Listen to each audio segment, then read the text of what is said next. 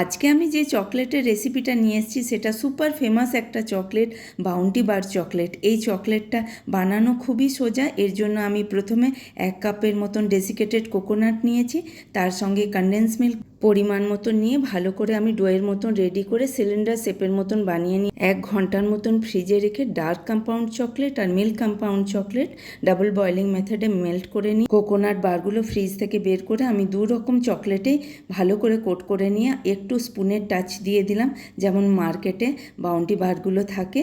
এরপর 1 ঘন্টার মতন আমি ফ্রিজে আবার রেখে ওইগুলো সুন্দর করে সেট করে নিয়ে তার উপর চকলেট দিয়ে আমি গার্নিশ করে নিলাম, আর স্প্রিংকলার দিয়েও সুন্দরভাবে গার্নিশ করে নিলেই রেডি হয়ে গেল আমার সুন্দর বাউন্টি বার। মার্কেটের মতন রেডি হয়ে গেল। দেখুন কত সুন্দর দেখতে লাগছে। এই সামার ভ্যাকেশনে অবশ্যই চকলেটটা বাড়িতে বানিয়ে দেখবেন।